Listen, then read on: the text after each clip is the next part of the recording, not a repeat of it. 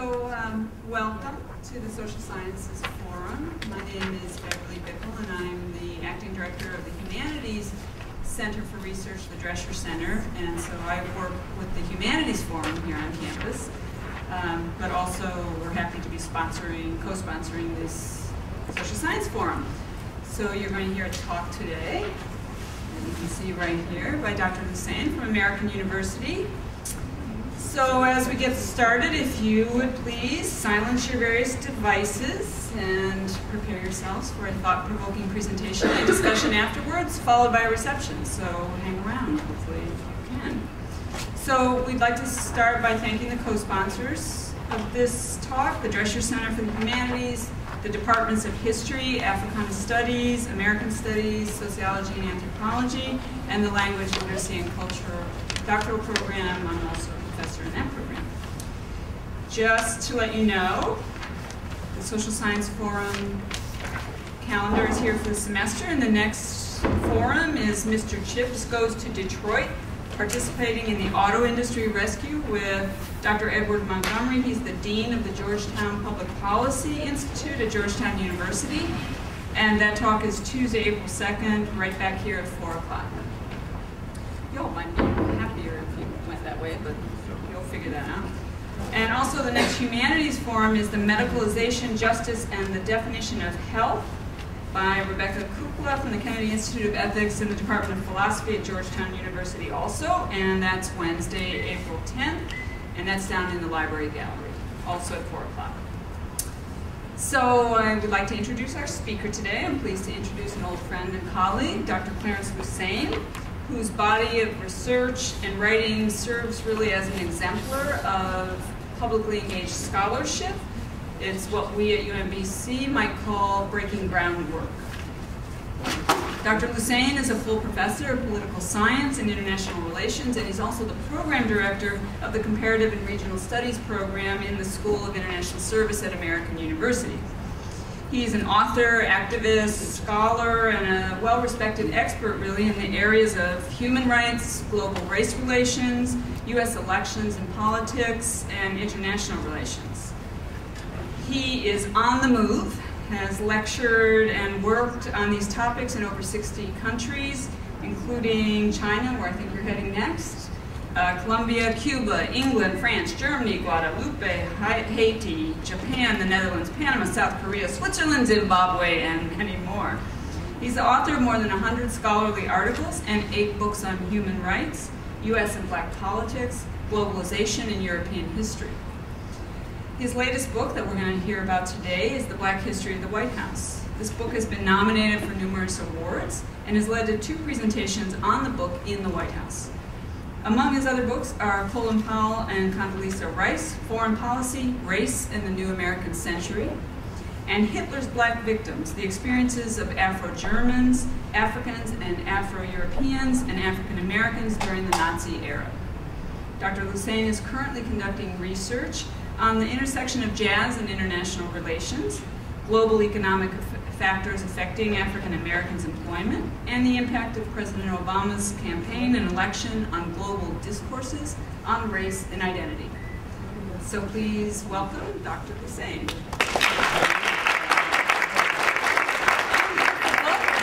So you all want to read? Great.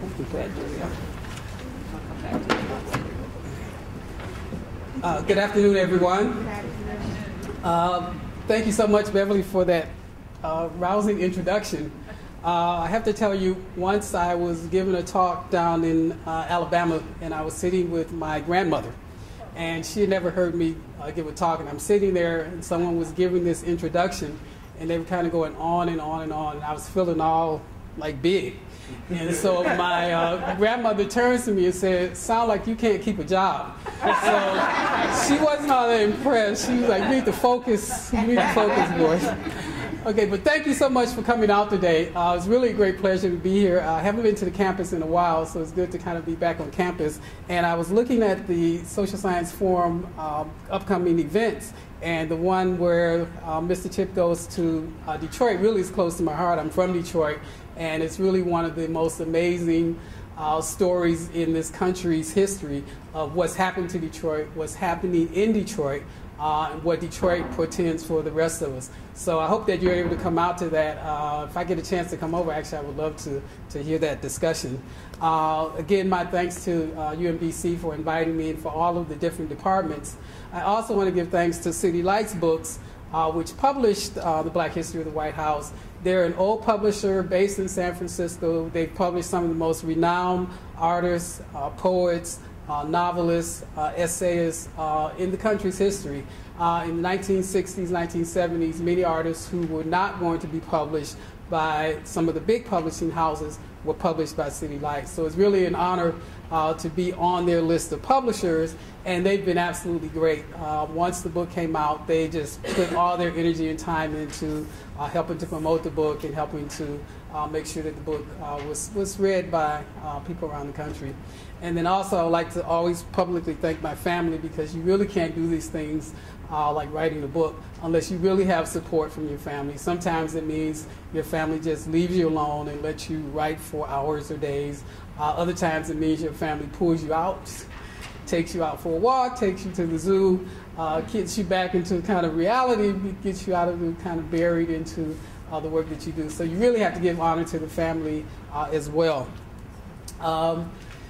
In writing this book, there were a number of key questions that came up. I was actually asked to write the book. I didn't start off wanting to write a book about the Black history of the White House or even about Obama, but I was asked, like a lot of people who write about issues of race, to do something about Obama. And I was like, no, he hasn't really been president.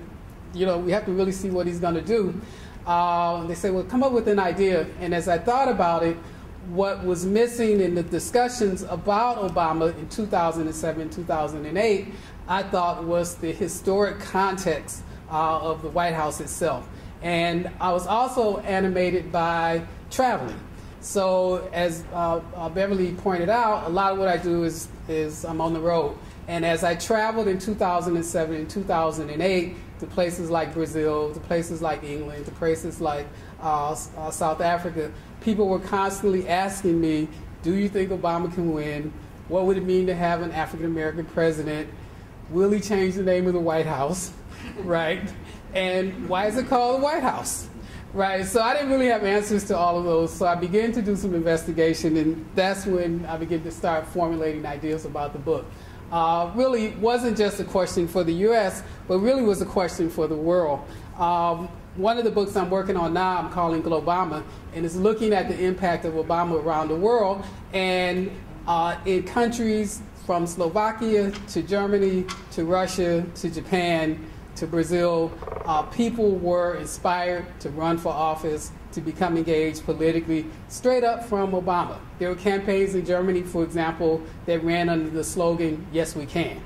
In Brazil, they have this really, really weird law that you can run under any name that you want for elected office. And in 2008, there were 8 people who ran under the name Barack Obama or some form of Obama. And actually, last year, there were 16 people who ran under the name Obama. So there was a major impact. And so, this was a question I had even going back to 2008. Also, would Obama be able to bring any substantive progress in race relations? These were some of the burning questions people were having as they conceptualized having an African-American or a black president. And then the question of, what's the record of other presidents regarding race relations? How do we historicize Obama's coming into this office in relationship to these big, broader questions? And then the question of what has the White House itself meant as an icon, as a symbol of equality, a symbol of freedom, a symbol of democracy. There are buildings around the world that have emulated the White House, most famous address in the country. But what has this building really symbolized? And that's where I began to look at the White House. As I started to go through the history, the White House itself has been a prism through which race relations and the history of race relations in this country can be examined. Now, there are different theories of how to look at this. One was offered by Michelle Bachman, not well known for her sense of history on black politics, but anyway, she had views. And she said, quote, "The very founders worked tirelessly until slavery was no more in the United States. Now, this is foolishness and nonsense, but this is someone who has an audience. When she says this, it goes out to millions of people. It's part of what I would call the master narrative of U.S. history on these issues. And this is reflected in textbooks, it's reflected in children's books, it's reflected in political speech. So it's not an insignificant, although incorrect, perspective. And what I wanted to argue was that, well, in reality, U.S. presidents from George Washington up to Obama have advocated and fought for major progressive racial reform only when faced with a grand national crisis, an existential crisis. The country literally was about to fall apart during the Civil War, during the Great Depression, during periods of the 1960s. These are the periods when presidents, even against their own instincts, pushed forward agendas that were that had the impact of progressing us on race relations. Other than that, it didn't happen. And I'm going to talk about that. Now, the significance of Obama in part, of course, is before 2007, when we thought of U.S. presidents, these are the images that came to mind. After Obama gets elected, we begin to change. We begin to reimagine a broader and a different kind of way of looking at the American presidency. And we need to open up these questions of what has been this historic path that has led us to Barack Hussein Obama as our president. Now, the book actually goes back to prior to the first president and looks at the founding of the country. And what I argue is that there were two key turning points leading to the American Revolution. One was the Boston Massacre, which happened in 1770, as we all know. And in that massacre, one of the first people killed was Crispus Attucks, who was the individual whose heritage was both a person of African descent as well as a person of Native American descent.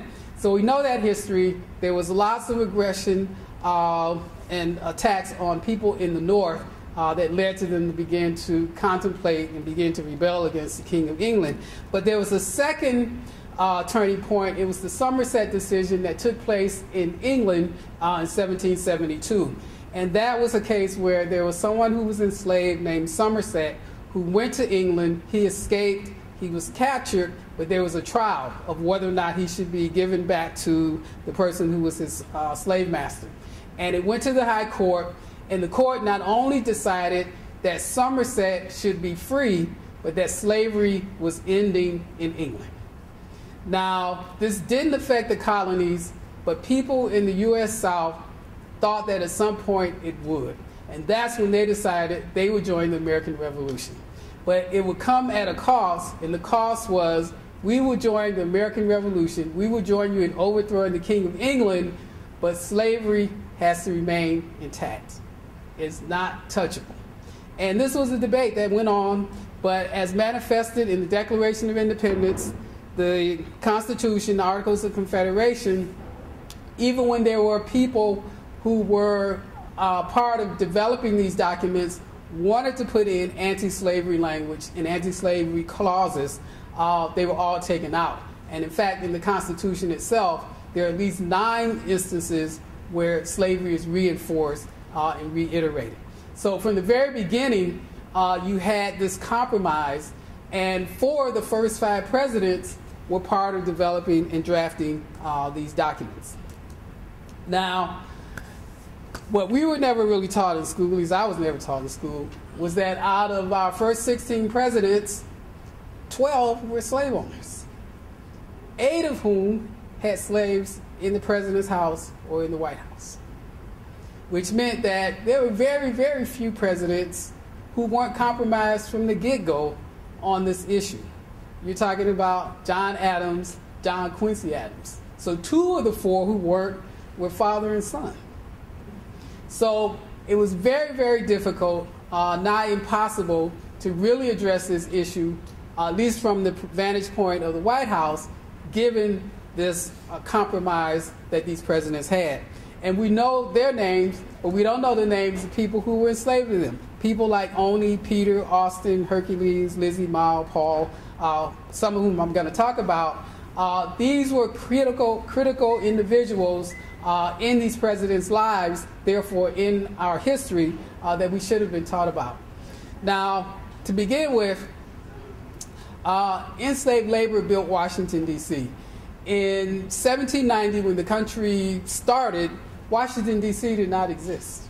It was basically all jungle and woods and creeks and jungle, right? But the country had said, the Constitution, and then there was a law passed that said, we need to build a nation's capital, and it should be the most magnificent place on the planet at the time. And it's going to take 10 years to construct. So they spent that 10 years building Washington, D.C. Now, George Washington initially wanted labor from Europe. He didn't want slave labor. George Washington, as president, kind of oversaw the whole thing. And he said, no, we should just have, put the word out, people can come and they can work. But very, very few people wanted to get on a boat, travel for 6 months, and come and work in the jungle. So almost nobody came over. So they were finally forced to do what had been being done all up and down the East Coast with every major construction, whether it was universities, whether it was public halls, whether it was churches, slave labor was involved. So in Washington, D.C., slave labor became instrumental not only in building the city, but in particular building the Capitol and in building the White House. And fortunately, there are records now that have been saved, and we know in detail what people did. Some of it was manual labor. Somebody had to cut the trees down, drag those trees away, move rocks. This just straight up, get out there, sweat for 12 hours and do that. But there were also people who were skilled. For example, we know there were 5 carpenters who worked at the White House. Peter, Ben, Daniel, Harry, and Tom. And we each actually even have invoices. Now, they weren't paid. They were enslaved, so the people who enslaved them were the ones who were getting paid. But they were working at building the White House, and building the Capitol, and building the city of Washington, D.C. And this is important because when you go on a tour of the White House, this is not told to you. And it recently only has become known and acknowledged at the Capitol. About 4 or 5 years ago, 2 plaques were put up, one in the House of Representatives, one on the U.S. Senate side, that says, we acknowledge the slave labor that went into building this building. That still needs to happen at the White House. I've been trying to do my little part, writing letters to senators and Congress members about it, but it hasn't happened yet. And I'll talk a little bit more about that, and also if you have any questions. Okay, so all of this is going on in Washington. Meanwhile, the Capitol had to be somewhere. The president and members of Congress had to be somewhere. They weren't sitting in the jungles in Maryland and Virginia. So for a short period, New York, but mostly in Philadelphia. And George Washington took at least 9 of his enslaved with him to Philadelphia. Now, he actually had 2 major issues that came up. One was that Philadelphia was the center, in Pennsylvania as a state, Philadelphia as a city, was the center of the abolitionist movement in the country. Not only from black activists, people who were associated, for example, with the African Methodist Episcopal Church, but also the Quakers, right? And the Quakers had passed the first law against slavery in, what year was that? In 1688.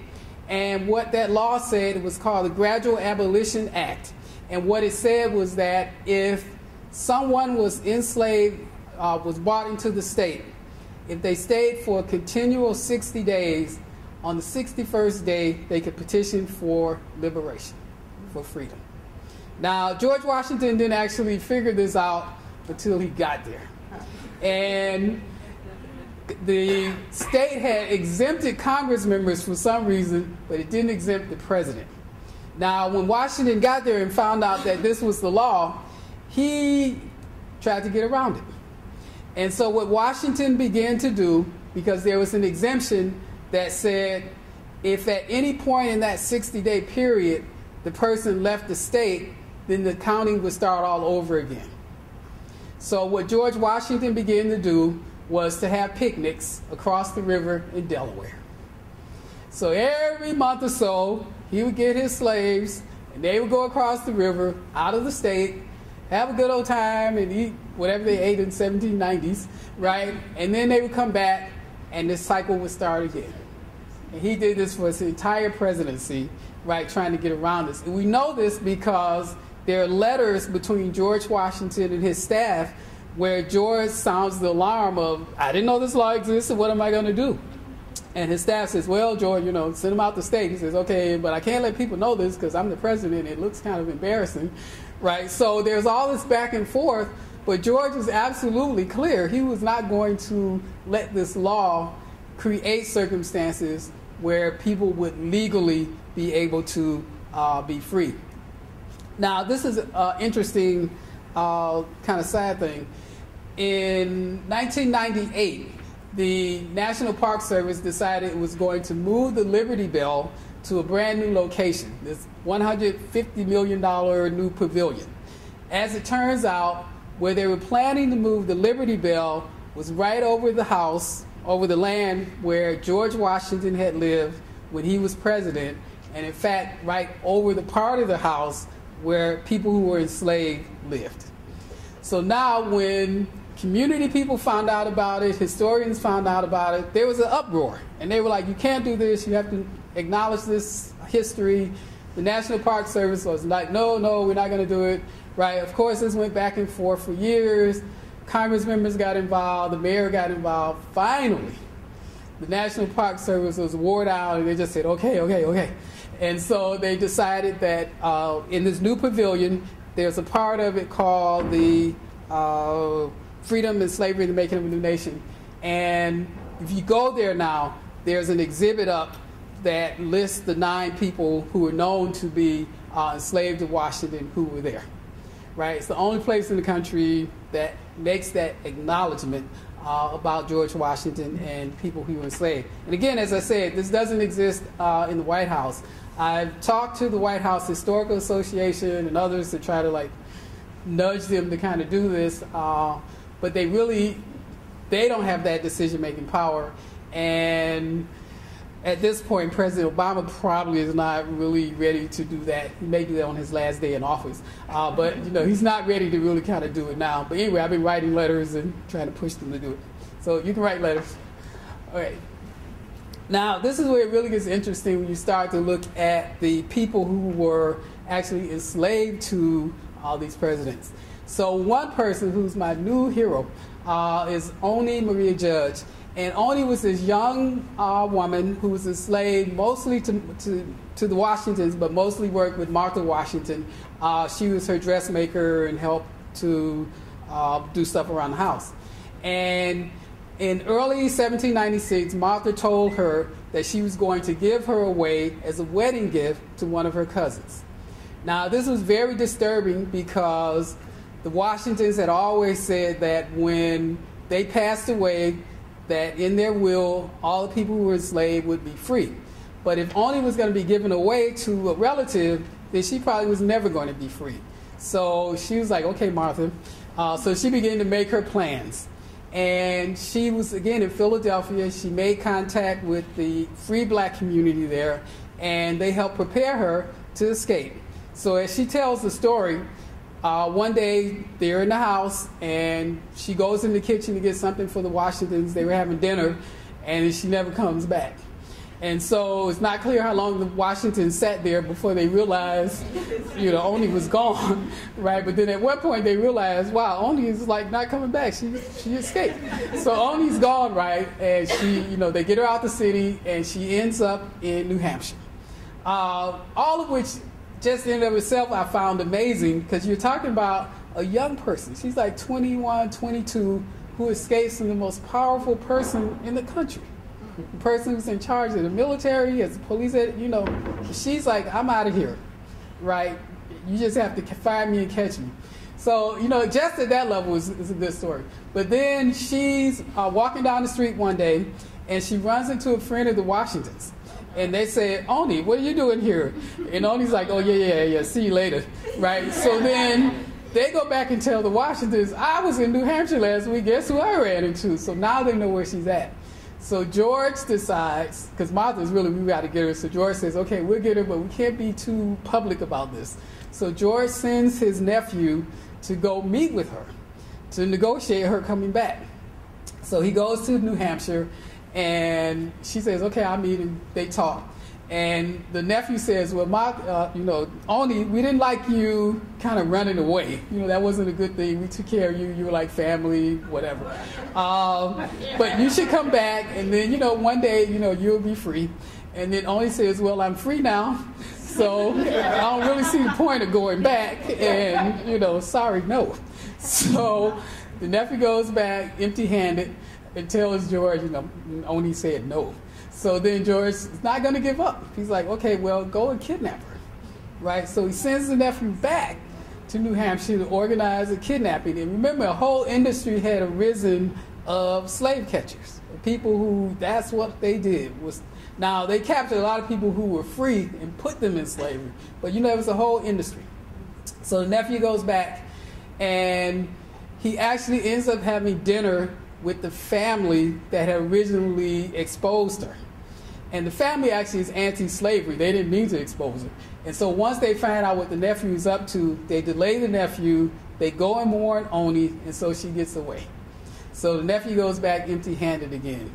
And so basically George dies not too long after that, and Oni lives the rest of her days, technically still a fugitive, but basically free. And she lives to be in her 80s, learns to read, becomes active in her community. We know this because she did interviews. There are like paper reports, newspaper reports that talk to her about her life. And one of the things I found really the most interesting was she talked about not only was she influenced by the fact that Martha was trying to sell her or give her away to her relatives, but that she also was influenced both by the Haitian Revolution and the American Revolution.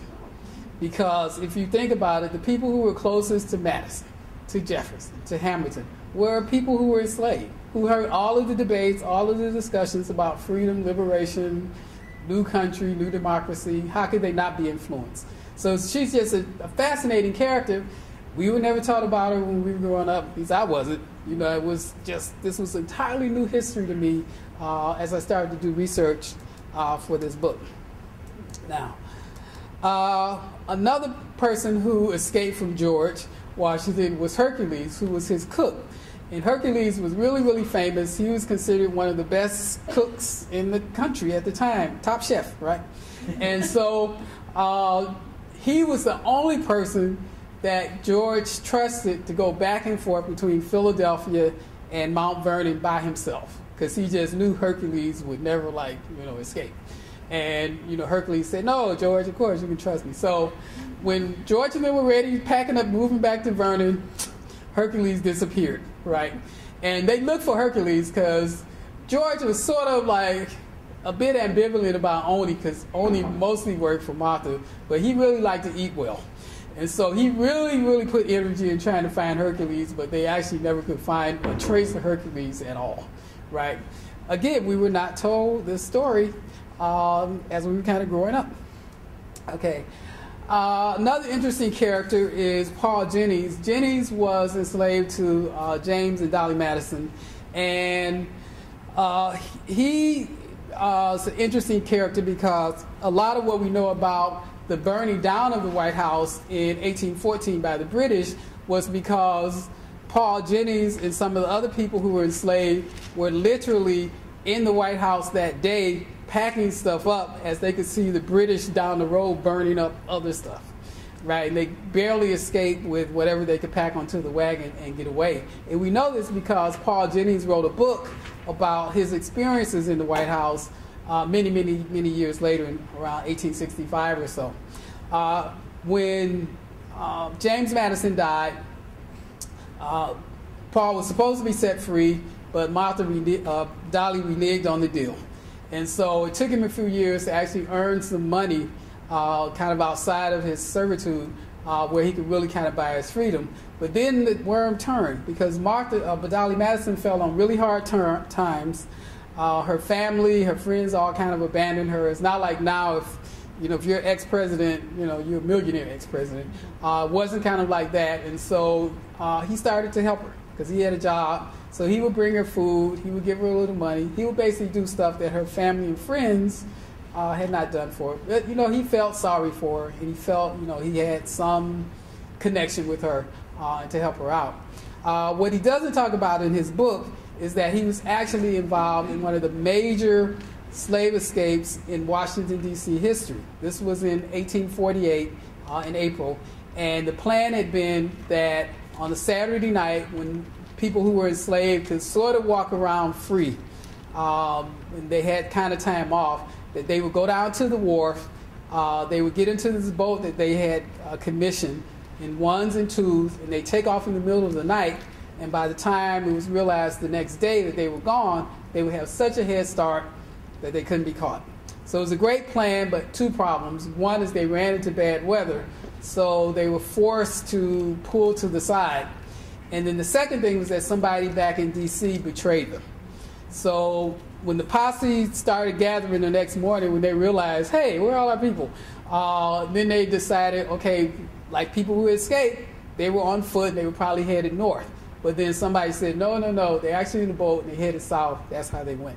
So they got in a bigger and faster boat. They caught everybody. Most people were sold into the deeper south. Paul, as it turns out, wasn't on the boat. And he was never implicated in his lifetime. It was actually discovered after he died that he had been one of the three central free black people who had helped organize and pull this thing together. This is a book he wrote called Colored Man's Reminiscences. It's actually up online if you do a search because it's out of copyright.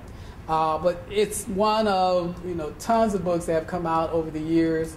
Everybody from Colin Powell to people who worked as butlers and servants in the White House to people who worked as maids in the White House. So there's a lot of kind of personal literature of the black experience of people who have worked in the White House.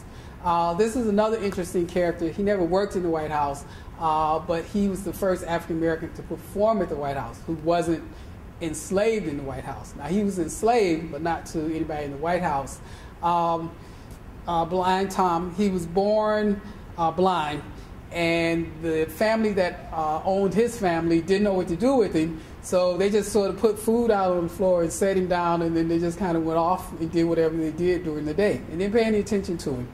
And then that's how he was growing up. So one day the family is sitting in the living room, and they had a piano because the young children in the family took piano lessons, and they hear somebody on the piano who's just kind of jamming, right? And they go in, and it's 4-year-old Tom, right, who turns out is a musical prodigy. Basically anything he hears, he can reproduce. He learns to play all kinds of instruments, learns languages, and he composes. He composes beautiful classical music, right? So of course they exploit him. They start to, send him around the country as Blind Tom, the boy, genius. And one day he's in Washington, D.C., and somebody in the White House hears him, and he gets invited to the White House, and he ends up playing at the White House. It's a long, interesting history. I won't go into all the details here.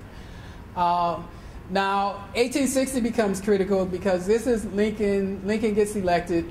And Lincoln's White House is the first White House where there's actually an engagement between a U.S. president and leaders of the black community. Religious leaders, political leaders, academics. The first meeting that takes place happens in 1862 on August 14th. Lincoln also met with Frederick Douglass. He met with Sojourner Truth. All of this was also in the context of the Emancipation Proclamation. Now, when Lincoln was elected president, he was anti-slavery, but he was not pro-abolition. Because there were people who were anti-slavery who said slavery is horrible, is morally wrong, it's an economic drain, but I can't go as far to say that we should necessarily end it.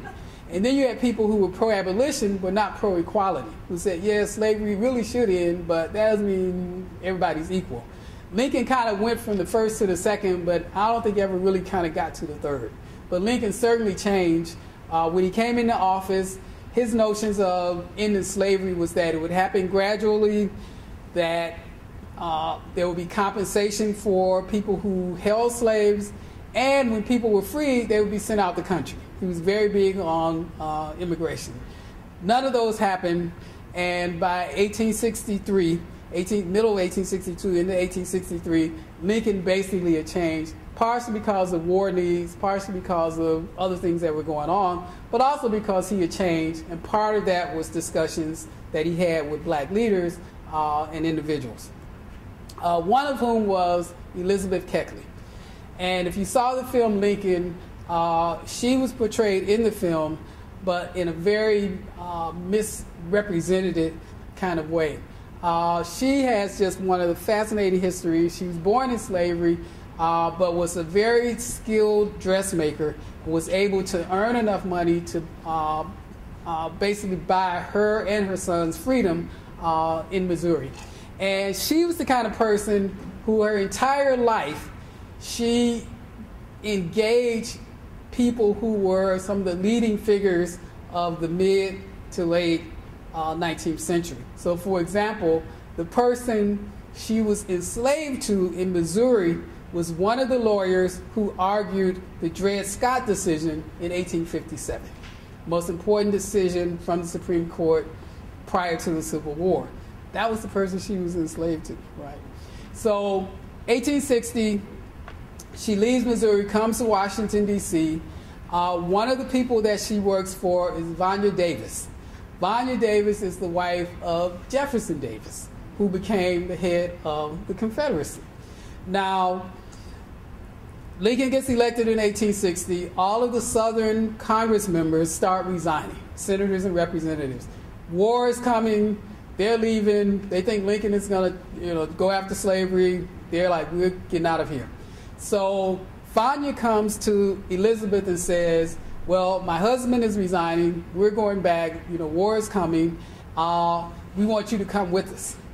And come with us, be my dressmaker, whatever. And when we win the war, my husband will become president of the new country, and you can come back with us to the White House. Right, so Elizabeth said, nah. She said, no, actually I can't go with that plan for a single bit, not at all. So she basically says, bye, Vanya, see you later. So very shortly after that, within a couple of weeks, she meets Mary Lincoln. And they become besties, right? Her best friend forever, because they just kind of connect. And so she becomes very, very close to Mary Lincoln. Now you think about it, who was close to Mary Lincoln and to Vanya Jefferson, right? So she becomes her friend, but also because she's her dressmaker. That's how she basically is working for her. And this is what's kind of distorted in the movie, because the movie it comes across as Elizabeth Keckley sort of working in the White House, and she's sort of her maid. When she didn't work in the White House, she just worked at the White House. Right? She would go to the White House and she would meet, but she lived somewhere else. She was free and independent. And this doesn't come across in the film. But also, she was active herself. And this also is a very, very, very painful distortion that I think comes across in the film. For example, when Lincoln issued the Emancipation Proclamation, 1863, although the Emancipation Proclamation didn't really free anybody, because it basically said people who were in areas we don't control are free, and people who are in areas we do control are not free, so it didn't free anybody, technically. But when people found out that the Emancipation Proclamation had been issued, all they heard was emancipation. So they didn't even bother with the rest of it. People started leaving. People started leaving the plantations in the tens of thousands. And where did they go? They started coming to Washington. They didn't know where to go. It was like, let's go to Washington. So they came to Washington. They were called contraband.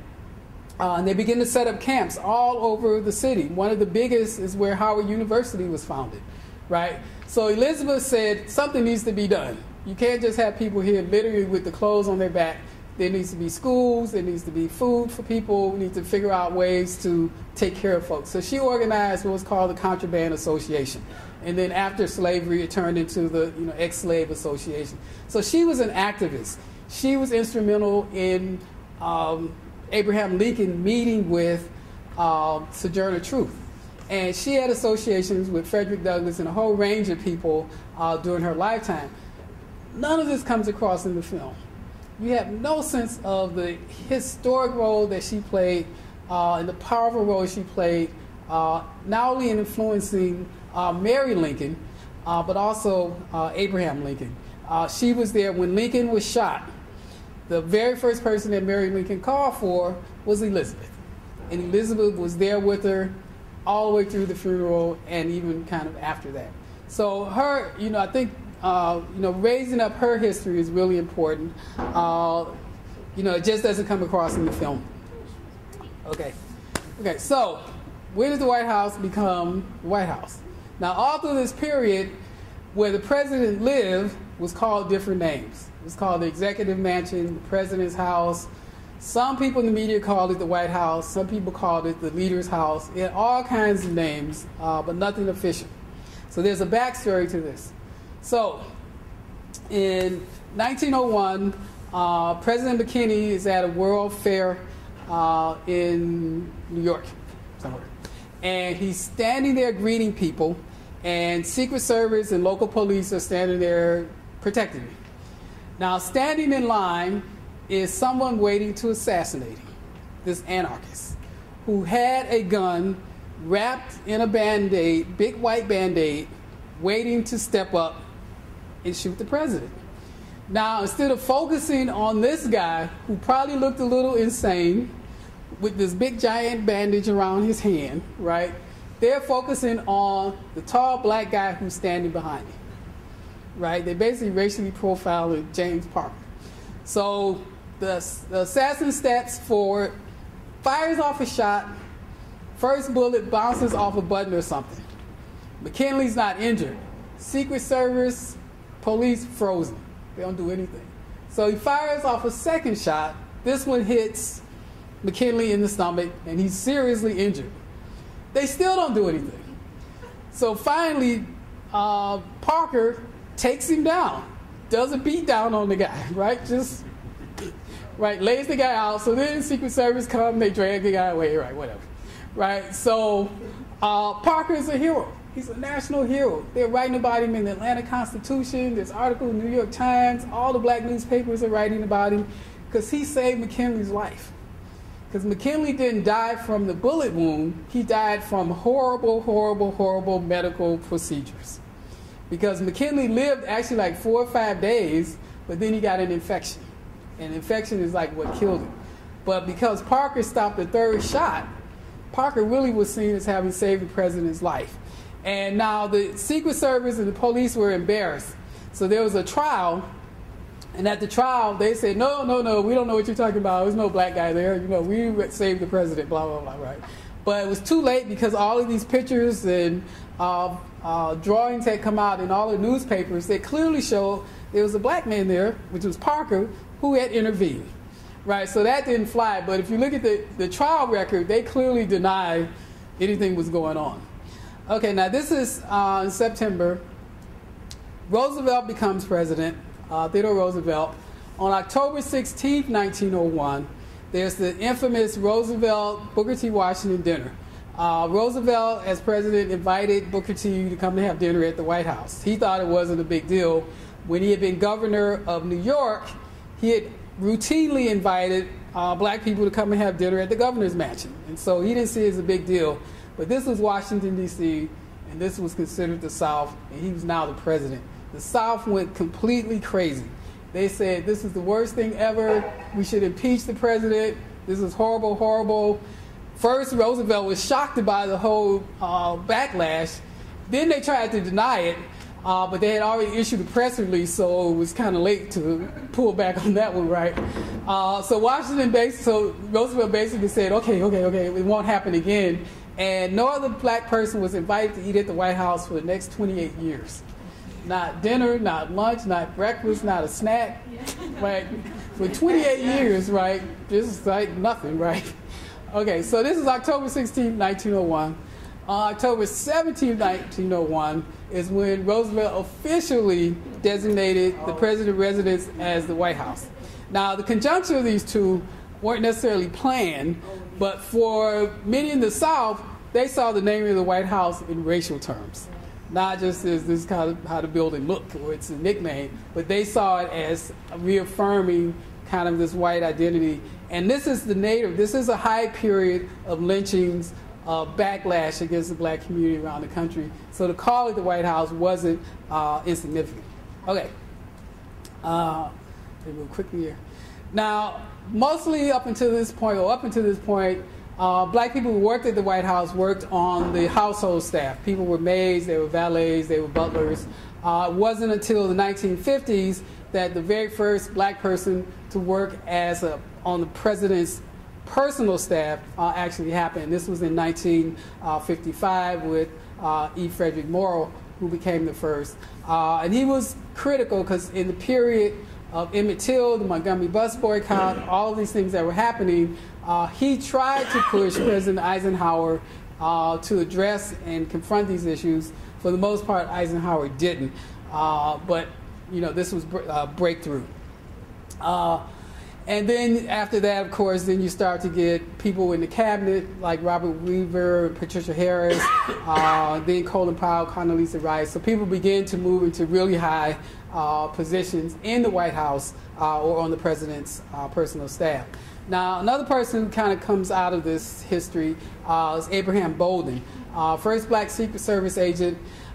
He had been in Chicago, originally had worked for a private firm or something, and then was asked to apply and work for the Secret Service. So he was working in the branch office. At the time, there was only one other person of color who worked for the Secret Service. Now, he's working in June 1961, or early 1961. Kennedy gets elected. Kennedy comes to Chicago for a visit, and Secret Service is, of course, tasked to protect him. So it's at a stadium, and Bolden, who's still kind of new, is tasked to guard the restroom down in the basement, right? So he's standing there, guarding the restroom, whatever. And then he looks up and he hears all this noise, and here comes Kennedy and a whole entourage, because Kennedy has to use the restroom. So Kennedy comes bouncing down the stairs, comes over and sees Bolden standing there, and he says, "Are you local police or Secret Service?" And Bolden says, "I'm Secret Service, Mr. President." So then Kennedy turns to the head of the Secret Service and says, "Have we ever had a Negro on the Secret Service on presidential detail?" And he says no. So Kennedy turns back to Bolden and says, "Would you like to be the first?" So Bolden says, "Yeah." Well, he probably didn't say it like that, but Bolden, he was like, "Yes, Mr. President, that would be an honor," right? So he says, "Yes, of course, Mr. President, that'd be fine." So Kennedy says, "Make it happen." So 3 months later, Bolden is sent to Washington, D.C. to do an internship to be on the president's Secret Service detail. So he's very excited. Kennedy likes him. Robert Kennedy likes him. They call him the Jackie Robinson of the Secret Service.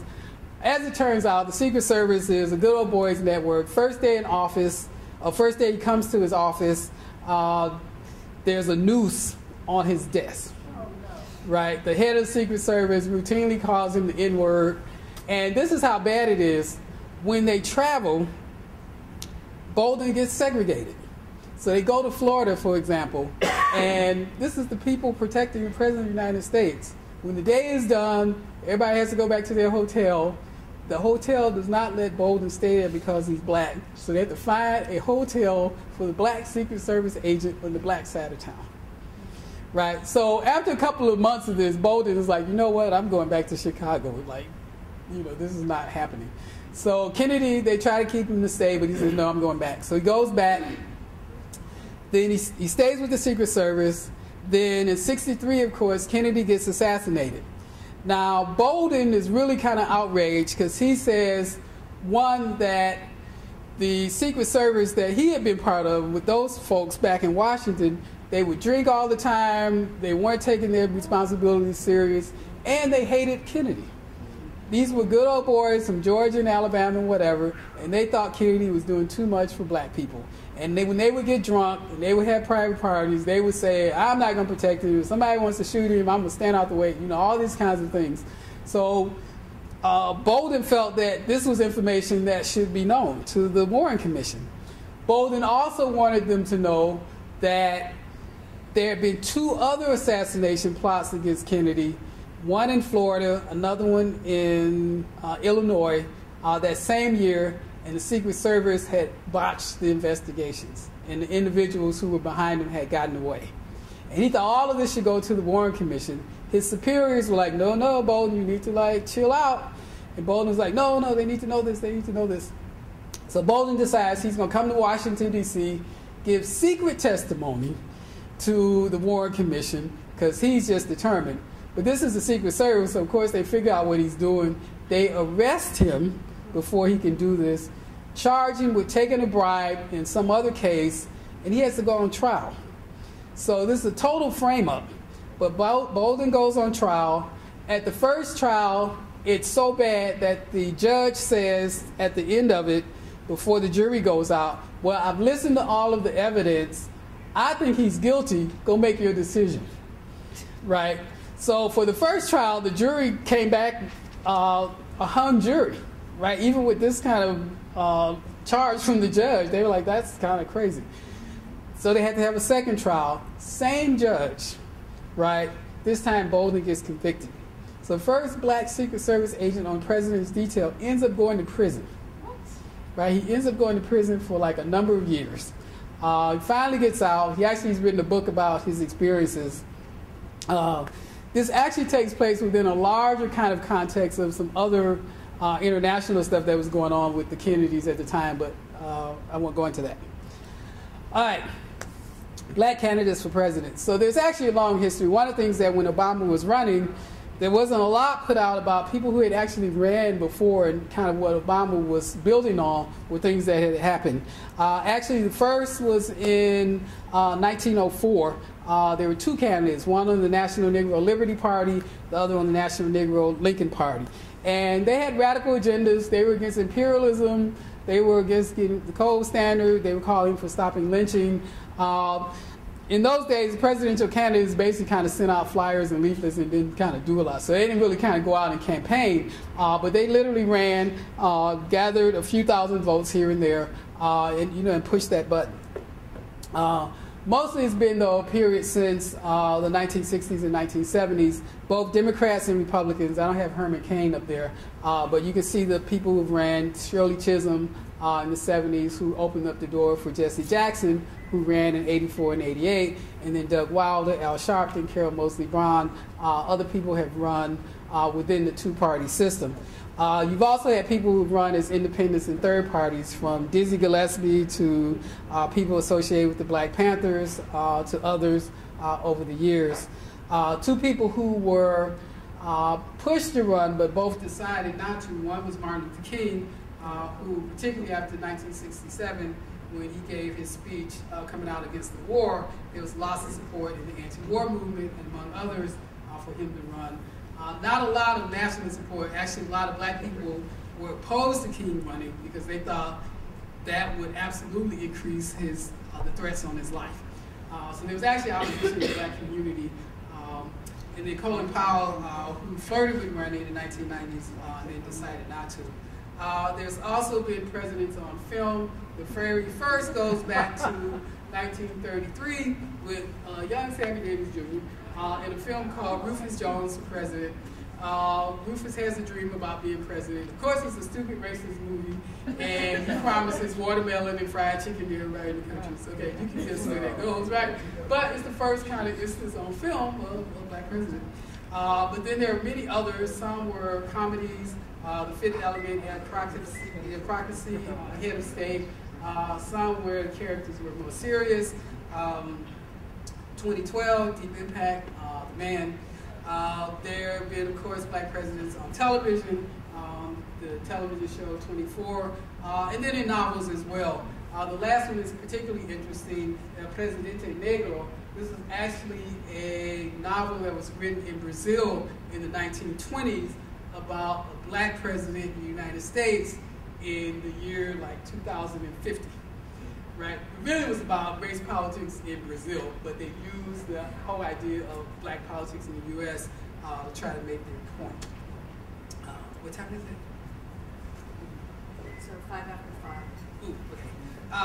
Well, most of the rest of what I have to say is actually more about since Obama's been running. So why don't I stop here, because that's basically a lot of the history, and I'll end it there. Okay, thank you.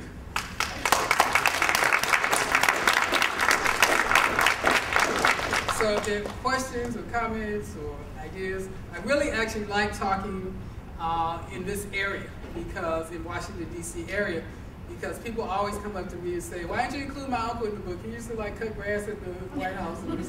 So I get lots of stories from people who have relationships with the White House that, you know, it's just kind of never known. And I'm trying to convince the White House, I've been trying to convince them to do kind of an exhibit of this history that has happened. Yes, sir.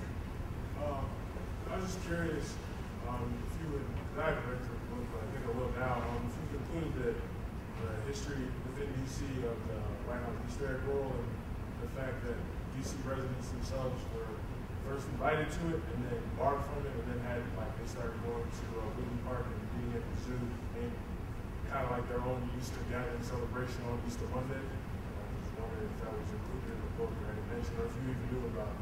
Yeah, that's where this picture is from. Oh, okay. So this picture is from 1898. It was taken by a photographer who's actually very famous named Johnston. Took pictures of Booker T. Washington and a whole bunch of other famous people. The reason we chose this picture is because by the 1890s, the only place in Washington, D.C. where you actually would have integration was at the Easter egg hunt. It used to be in the 1860s, 1870s, it used to be up on Capitol Hill.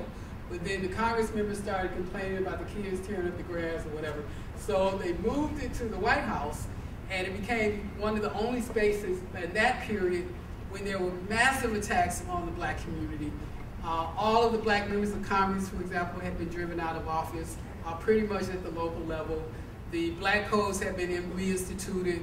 Plessy v. Ferguson had had a Supreme Court decision that happened in 1896.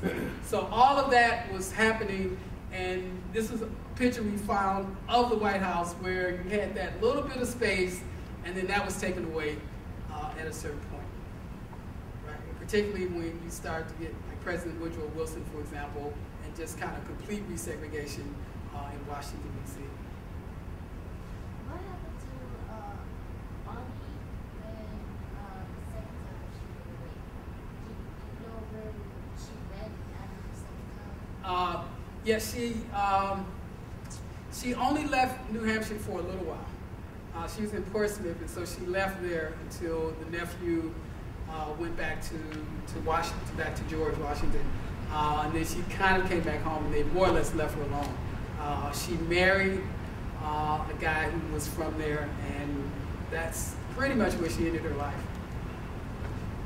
Yes? Do you have an opinion on why they didn't teach us, I guess the school system didn't teach us on hidden histories as far as the slaves building Washington, D.C.? Yeah, I think that, you know, history is, you know, who, how would I phrase this? You know, who controls the books controls the history. And, you know, it was not in the interest to tell the real story of this conflict, this contradiction in principles that are in the Constitution, principles that are in all the foundational documents, and the reality of what actually happened. And the contradictions between people who were presidents, who were leaders of the country, who were heralded as, you know, icons, and the fact that they actually were slaveholders. Right, so, you know, kind of over the years, you know about Jefferson, you know, and you know, Jefferson's issues, kind of know Washington, but, you know, virtually every president up until Lincoln, you know, owned slaves, and many of them were quite proud of it and made no excuses for it whatsoever. But even the presidents like Washington, like Madison, even people who said that they were opposed to slavery, didn't do anything to end slavery. They basically kicked the can down the road. And so I think over the years, you did what I mentioned earlier, you developed this master narrative about U.S. history and about the country, that certain things fit in and certain things don't fit in. You know, women's histories, Native American histories are all kind of outside this one sort of path from the struggle against England, building the new country, building democracy, citizenship, kind of on and forward. So I think, you know, that's been the deal, and it's really been you know, the work of people kind of digging. You know, I've written many years about Black history, and probably 60–70% of the stuff I wrote in this book was new to me. You know, I just literally just started researching, and these stories started coming up that I had never ever heard in my life. You know, and I read, you know, John Hope Franklin, you know, Black historians all over the place, and just a lot of these, you know, partially because I, you know, really kind of zeroed in just on this White House in a very particular kind of history I was trying to look at. Well, you know, these are stories we should have been told. If we know about Washington, we should know about the people who were enslaved in Washington. Yes, ma'am. To just play off of the title of your book, for all the Black history surrounding the White House, there's a lot of talk within the African American community that President Obama hasn't done enough for the Black community in regards to addressing a lot of the issues within the Black community. And granted, he's just not, you know, the president for the Black community, he's the president for America. But I want to know, what is your opinion on that, and if that is a good enough excuse for what some feel is his lack of, I guess, presence within the Black community and the issues within that community.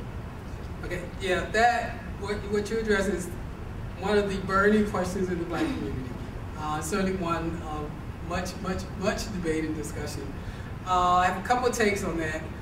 One, I think when part of what people are saying when they say President Obama hasn't done enough, they're really kind of saying President Obama hasn't said enough, and that they haven't heard the words coming out of his mouth that say Black community, Black community, Black community.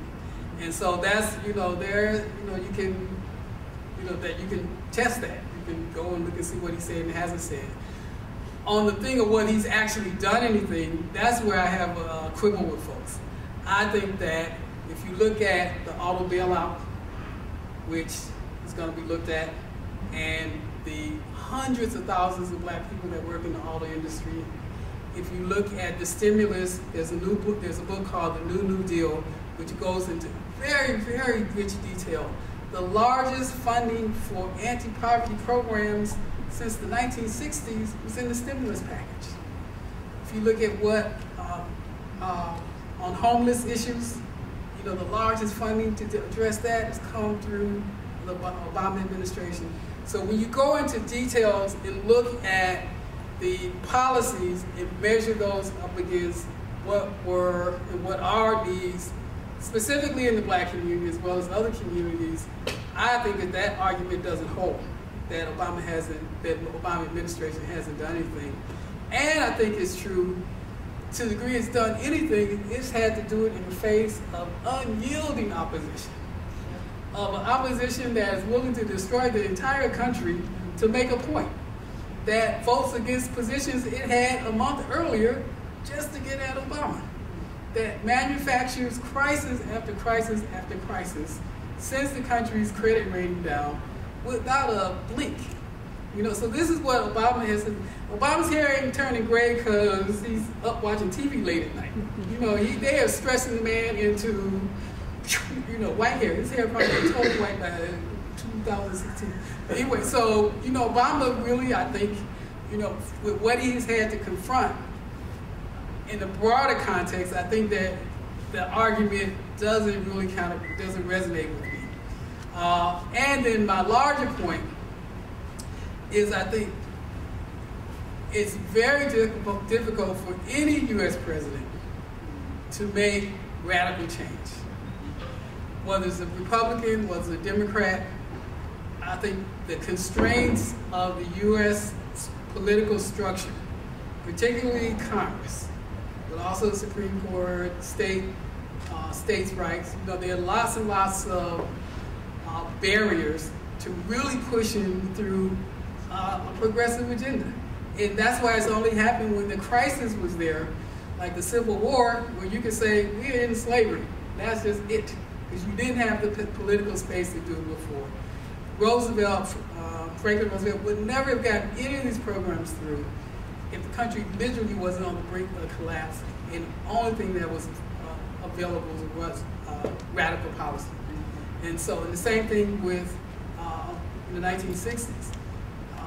The Fair Housing Act that had been languishing for 2 years, right, passes or is signed into law exactly 1 week after Martin Luther King is killed. Because when King is killed, there are close to 150 riots around the country. And something has to be done. Kennedy, then Johnson, then Days pushed that through both houses of Congress, 1 week later signed it. So it's only when the space kind of opens up that there's some opportunities. Now, sometimes the space opens up, presidents don't do anything, right? But, you know, the space there has to be a constellation of factors, I think, to really kind of push through radical legislation. Yes, sir. Yes, ma'am. This question kind of goes back to what you just said. And I was going to ask, like, do you think that issues like immigration reform, gay marriage, education reform kind of support your thesis? Like, are we in that space where something needs to be done, so they're kind of like trying to push all of this through now? Or what do you think? Yeah, I think it's a combination of certain issues that have bubbled up that Obama had no control of. There was not one single debate issue last year whatsoever about gun control.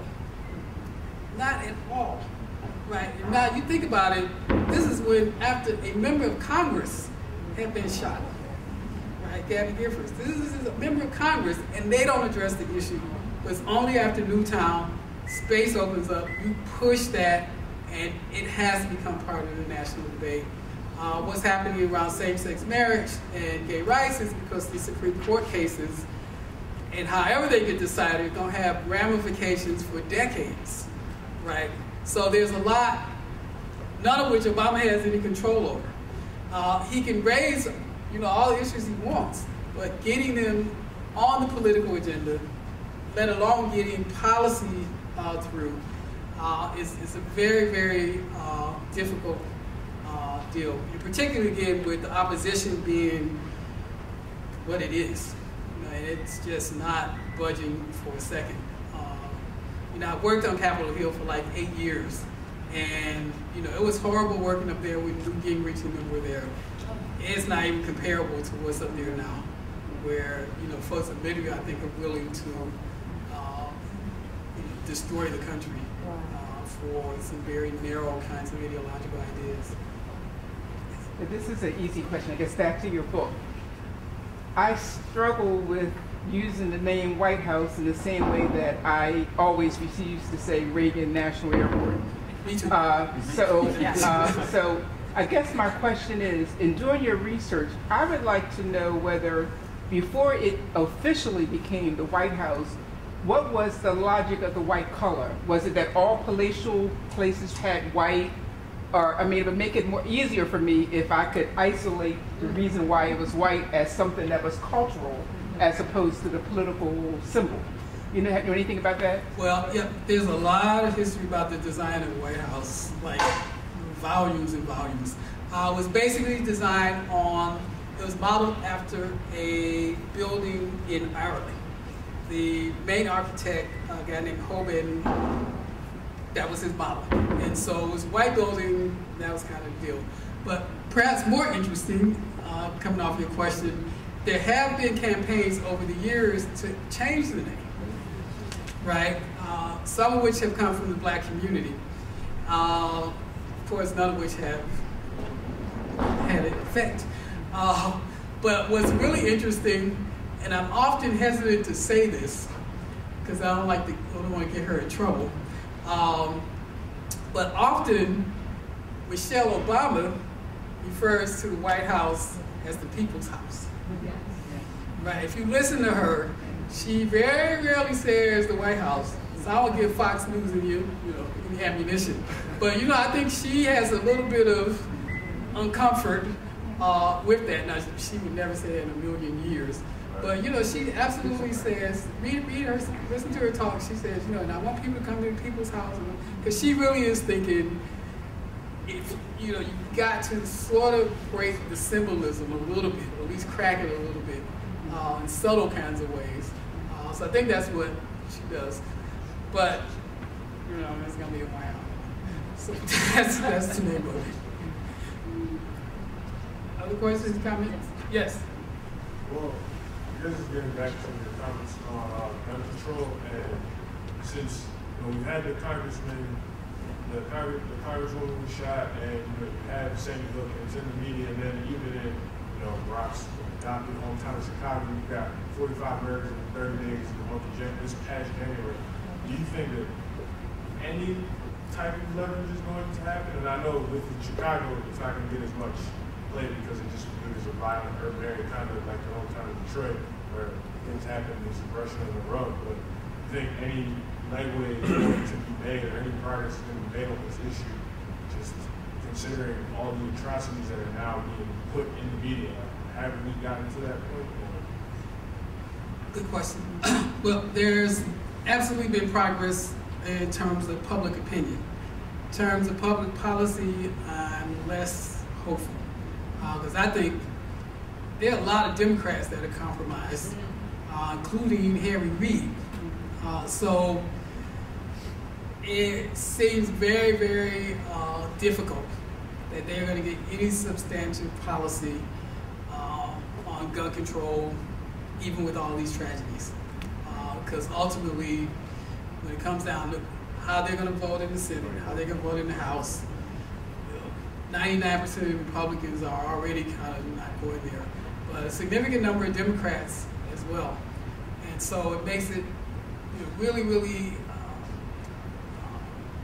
arduous to try to see how you get kind of around that, short of an election cycle that really starts to punish people for their fealty to the National Rifle Association.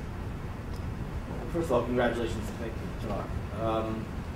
I'm a political scientist. I actually happen to be giving some lectures in 2008 around the world, and in countries as diverse as South Africa and Brazil and Saudi Arabia and Egypt, which are all majority non-white countries, very different countries. And I was shocked to find, as I guess I'm curious if you did too, that people were simultaneously very excited about the prospect of an Obama presidency, but absolutely convinced he could not win. And I had to try to persuade people that he actually could win. And I had my own explanation. I was curious if your experience was the same or different, and what you said to audiences when they asked you, can he win, and why or why not? Yeah, it was basically the same experience, because for older people, they remember Jesse Jackson. Right. And they were like, well, yeah, Jesse had a good rap, but he couldn't win. For the younger people, they just sort of felt, Obama's smart, but America's a racist country.